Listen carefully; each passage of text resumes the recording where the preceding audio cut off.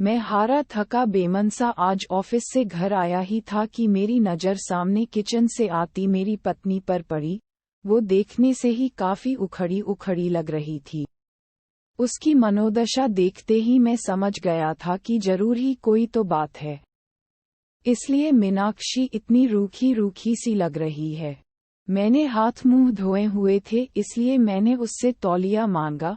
उसने बिना कुछ बोले मुझे तौलिया ला कर दे दिया। मैंने उसे कंधे पर हाथ रखते हुए पूछा, मीनाक्षी, क्या बात है, आज तुम कुछ उखड़ी उखड़ी सी लग रही हो? तो उसने मुझे खा जाने वाली नजरों से देखा और भड़कते हुए बोली, आपको क्या है? फिर चाहे बेटी ट्यूशन से फीस न देने की वजह से बेइज्जत करके भगा दी जाए, या फिर बेटे पर स्कूल ड्रेस के जूते न होने की वजह से उसके स्कूल की फुटबॉल टीम में खिलाने से मना कर दिया जाए। आपको क्या? आपको तो बस सुबह 9 बजे जाने और शाम को 8 आने और फिर चद्दर तान के सो जाने के अलावा एक पल की भी चिंता नहीं है। और न मेरा कोई ख्याल, डॉक्टर ने पिछले महीने ही दवाई कराने को कहा था। नहीं तो मर्च कभी भी अपने पैर जरूरत से ज्यादा पसार सकती है। कभी तुमने ध्यान से देखा है मेरे चेहरे की ओर? ये झुर्रियां, बेउम्र पकते हुए बाल, जवानी में ही बुढ़िया बनती जा रही हूँ। एक पैसे की दवा नहीं नसीब नहीं है मुझे। ये सब तो छोड़ो, गर्मी में बच्चे तपते रहते हैं, एक पुराना कूलर लेने तक की हिम्मत नहीं हो रही है तुम्हारी। मैं बेड पर बैठा नजरें झुकाए अपनी नाकामी पर शर्मसार हो रहा था। बीवी बच्चों की परवरिश और उनकी जरूरतों का ध्यान रखना मेरा कर्तव्य है, पर क्या करूं? ये मेरा दुर्भाग्य ही तो है।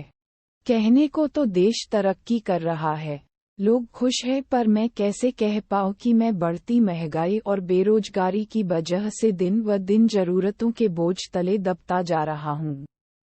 बिजली के बिल से लेकर घर के राशन पानी तक की कीमतें आसमान छू चुकी है, और पगार बढ़ाने के नाम पर दफ्तर में धमकी दी जाती है। नौकरियां कभी भी जा सकती है, काम नहीं है ऑफिस में। इसलिए वही पुरानी पगार पर काम करना मजबूरी बन चुकी है। ऐसे में क्या ही करूं?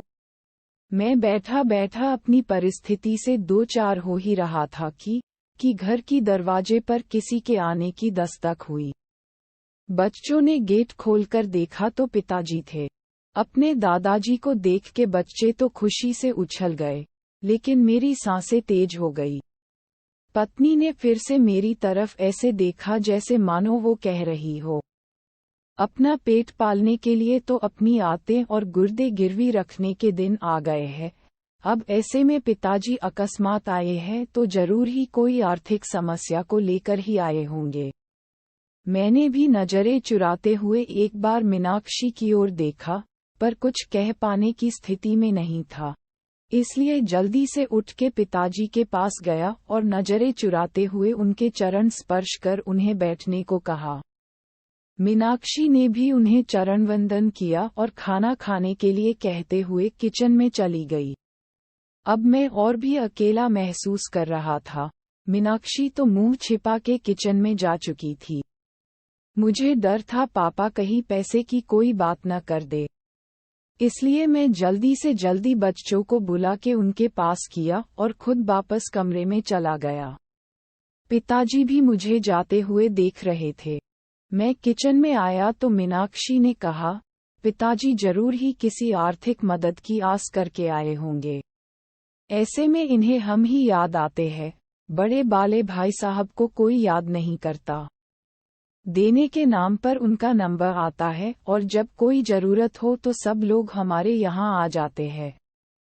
वैसे तो ये शब्द मीनाक्षी कभी नहीं बोलती, पर इस बार उसके घर की तंगहाली इस लेवल पर थी कि उसे मरने के लिए अगर जहर खरीदना हो तो उसके लिए भी पैसे का इंतजाम न के बराबर ही था। एक तरह मीनाक्षी लगातार मुझे बोले जा रही थी और दूसरी ओर मैं था जो कुछ पाने में समर्थ नहीं था।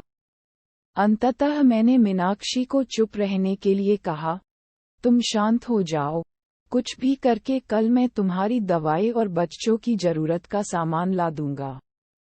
पर अभी के लिए पिताजी का मान रखो। उनके सामने घर में कलेश करने का मतलब उनकी मान मर्यादा के खिलाफ है। मीनाक्षी समझदार थी पर उस पर आर्थिक तंगी का बुखार चढ़ा हुआ था, इसलिए वो बेकाबू थी। कहाँ से लाओगे? भीख मांग के या फिर खुद को गिरवी रख के? ये मेरा काम है, क्या करोगा क्या नहीं? तुम बस अभी भगवान के लिए शांत हो जाओ। अब मीनाक्षी शांत हो गई। वो खाना लेकर टेबल पर लगा देती है। अब पापा और बच्चों सहित एक साथ खाना खाने लगते हैं। खाना खाते टाइम पापा ने एकाएक मेरी ओर देखा और पास बैठने को कहा। मेरी सांसें और दिल दोनों ही तेज हो गया। कहीं पिताजी कोई मांग न कर दे, क्योंकि मेरे पास अभी देने के नाम पर केवल वक्त ही था, उसके अलावा मैं जुबान भी नहीं दे सकता था। पिताजी बोले, देखो अभी काम जोर चल रहा है, खेती का काम बहुत है, इसलिए अभी की ही गाड़ी से वापस जाना पड़ेगा। मैं यहाँ रुक नहीं सकता हूँ। तुम्हारी माँ बहुत चिंता कर रही थी। पिछले कुछ महीनों से तुम फोन और बात बहुत कम कर रहे हो, और ऐसा तुम तभी करते हो जब तुम किसी परेशानी में होते हो। ये तुम्हारी बचपन की आदत है। इसलिए माँ के जोर और मुझे मुन्ना और मुन्नी की याद सता रही थी, इसलिए मैं आ गया। यहाँ तक तो ठीक था। अब मैं अवाक बैठा था कि अब पापा क्या कहने वाले हैं। मैंने एक नज़र मीनाक्षी को देखा तो वो किचन की चौखट पर के पापा की आड़ किए हुए खड़ी थी, और पापा आगे क्या कहने वाले हैं जानने के लिए उत्सुक हो रही थी। लेकिन आगे पापा ने अभी कुछ कहा नहीं, बस खाना निपटाया और मुंह हाथ धोए। अब पापा ने अपने कुर्ते की जेब में हाथ डाला और एक नोटों की गड्डी निकाली और मेरे ओर बढ़ा दी।